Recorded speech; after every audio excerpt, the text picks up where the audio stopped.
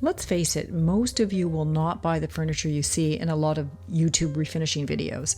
Refinishers often go out of their way to find the worst of the worst. The more extreme the before and after, the more views they get, and the more views they get, the more money they make. So the more mundane stuff just doesn't get filmed. Until now. Today's video is the type of furniture I love working on the best, mid-century. This 9-drawer dresser is typical of the mid-century aesthetic. It's simple, elegant, with gorgeous walnut grain. I would bet anyone of a certain age probably owns one of these or something similar. And this one is in pretty good shape. If you're not particularly finicky, you could probably give it a good cleaning, pack the drawers full of your stuff, and you've got yourself a dresser. But these pieces really do shine, both literally and figuratively, when they are given a redo. And I thought it would make a good video, a good how-to video on the steps you need to do to refinish a piece without paint, without a lot of repair, just simply getting rid of all the old and embracing the new. So I invite you to follow along as I help this long, low boy shine.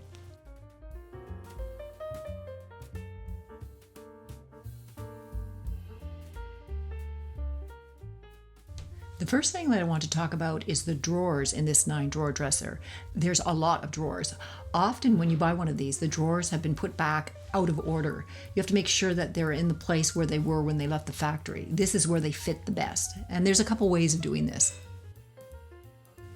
The first thing to do is check to see if the drawers are numbered.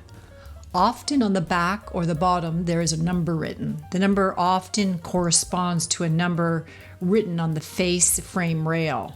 That makes it pretty easy to match up. Sometimes the numbers start at the upper left, sometimes they start on the upper right, sometimes the numbers go up and down in columns, and sometimes the numbers go across in rows. If the drawers aren't numbered, you can always look at the grain on the outside of the drawers. On good quality dressers, the grain on the veneer continues across all the dresser drawers. Now, the other thing to check for when you are looking at the drawers once you've got them in the right order is to check to see that they all slide smoothly. I checked these two out and they're fine. They slide in and out without tipping. But this one, as soon as I take it out beyond a certain point, it lets go.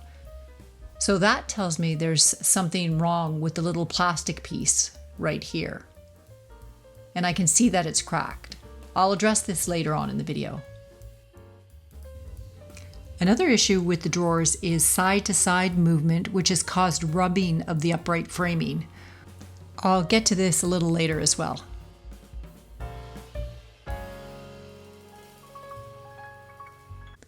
When it comes to removing finish on an old piece of furniture, I usually do one of three things.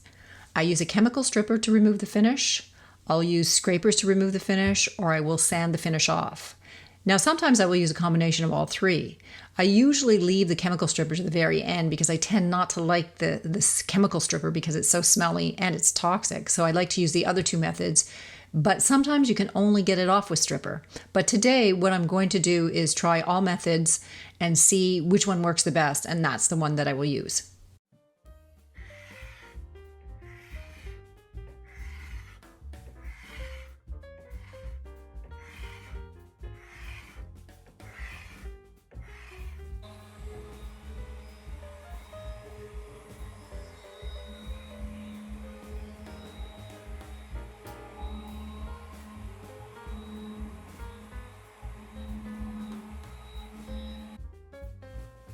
Well, for sure, I'm going with the scraping method. The sandpaper doesn't do too great of a job. Also, I don't have it at a very rough grit. I think I was maybe around 150.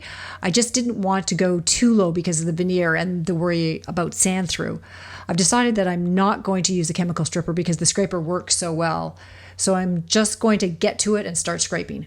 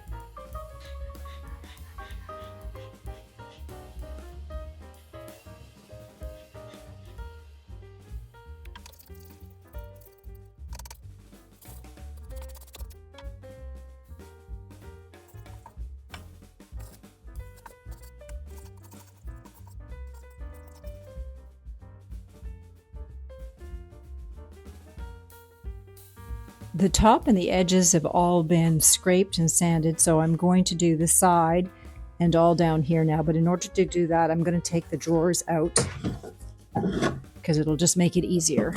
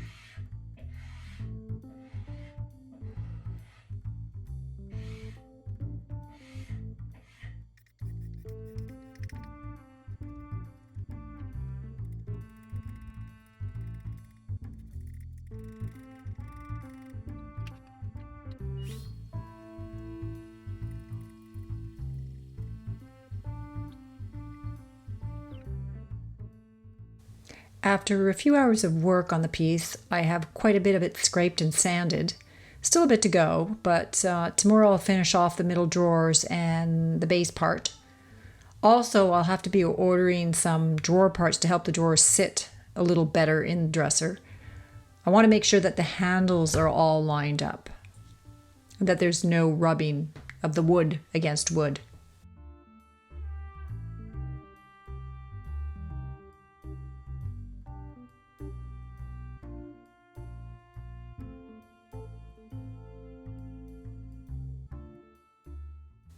And here's a good view of the matching walnut grain across the drawer fronts.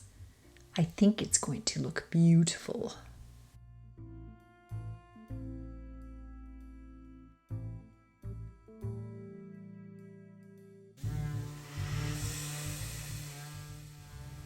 I've been asked why I include so much sanding in my videos. Well, the reality is, if you're going to tackle a refinishing project, more often than not, sanding is the longest part of all the steps. Often you just don't sand once. You usually work your way through different grits so there are no swirl marks. So that means going over, once, twice, sometimes 3 times. If you're one of those people that hates sanding, then furniture refinishing or restoration is probably not for you.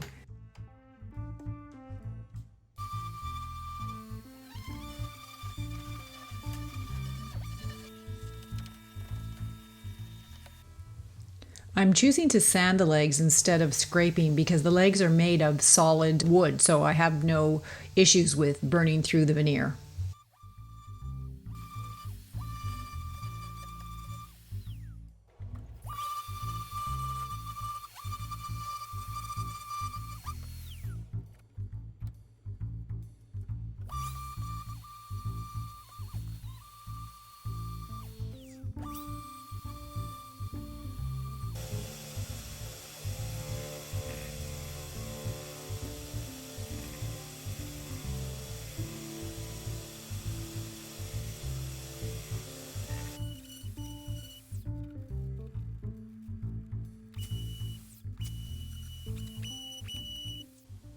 The dresser is upside down now, and I've just finished it, or will almost finish sanding all the pieces here. They were stained brown before, but they looked pretty rough, so I decided to clean them up. Since they are solid wood, I used 80 grit to remove the finish, and then I just finished going over it with 150 grit. I think that's probably good enough for the inside. And I do plan on restaining it anyhow. The bottom part of the dresser is noticeably lighter wood than the upper part, which is walnut veneer. It's really a personal choice on whether you stain it darker to try to match the walnut or just leave it lighter for the contrast. Here is a tallboy dresser I finished a few years back. I opted for the dark base here. I think I'll defer my decision on this one, though, until a little later.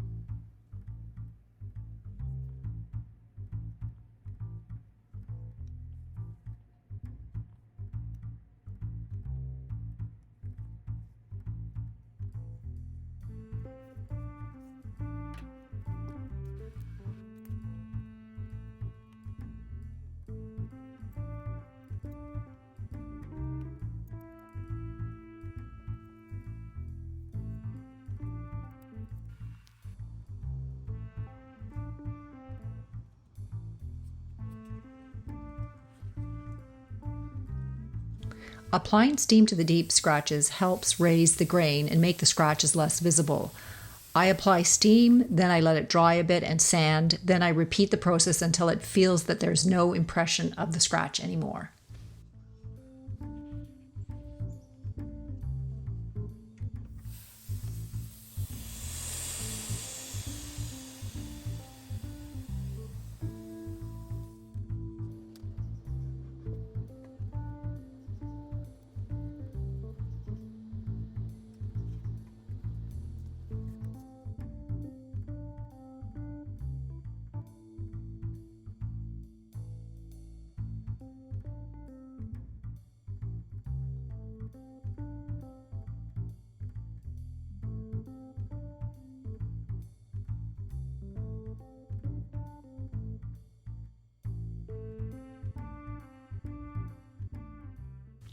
I've turned the dresser upside down so it's easier to stain the underside of the facing. I decided to stain the dresser with the color nutmeg because it matches a walnut headboard I recently redid for my bedroom. And I have decided to keep this dresser for myself.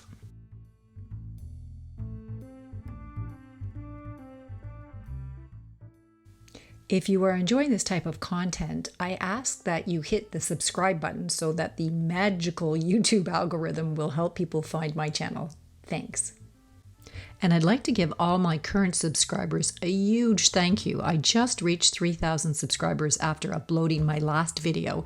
And although it might not sound like too much, it's a big milestone for me. So again, thanks.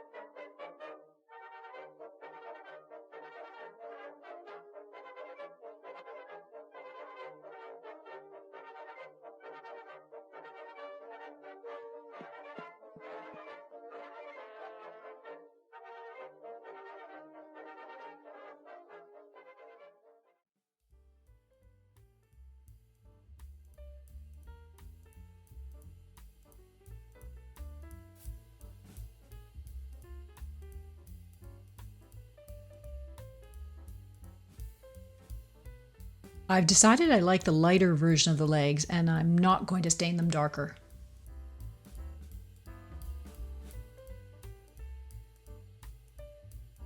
Somewhere here there was a ring from a glass. I'm saying somewhere in here because it's completely gone now and I can't even find it. So that's always a good sign. I'm using a product called Slip It. It's a compound you apply to wood or even metal parts of a drawer to help things slide smoothly. I find it works really well. So I'm just going to coat this piece of wood here on the top and the sides, and it will help the plastic guide to work a little bit better.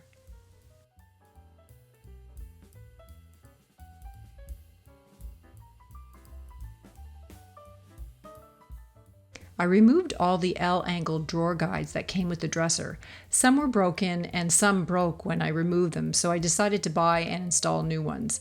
These really help in centering the drawers and keep the wood on wood from rubbing.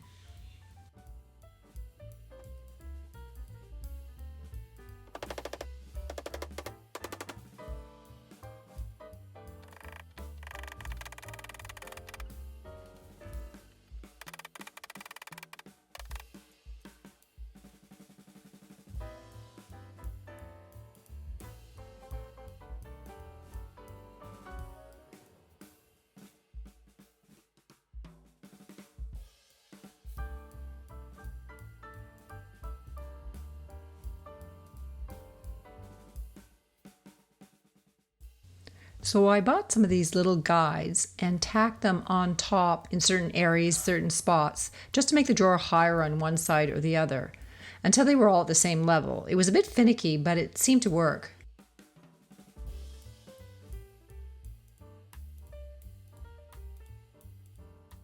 You will often find the drawer guides on older dressers cracked, like this one. Out of the 9 drawers, I only had to replace 2. Not bad.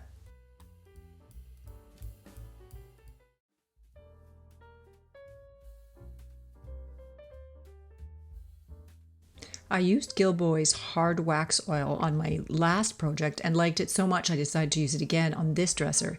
It's very easy to use. You just wipe it on and let it dry. I gave it 2 coats for full coverage with a very light sanding in between the coats with 400 grit sandpaper.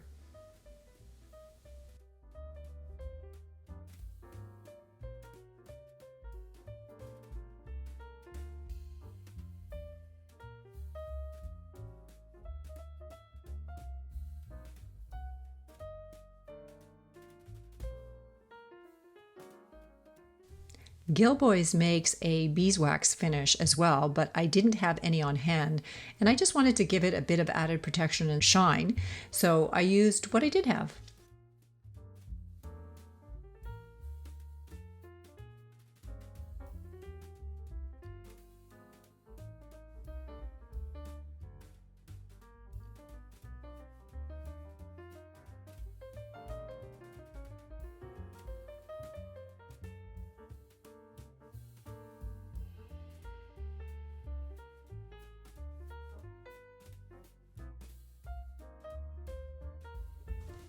And here we are at the end of another redo.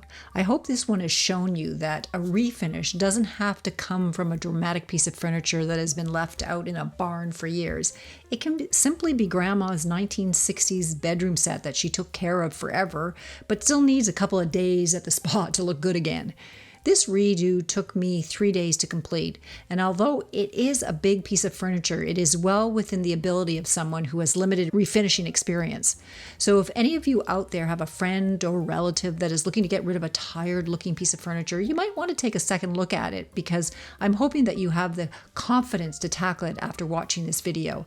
Let me know in the comments if you ever refinish furniture or if you're just someone who loves watching furniture videos. I'd love to know. So without further ado, here is the dresser I am excited to say will adorn my upstairs bedroom. Till next time, bye.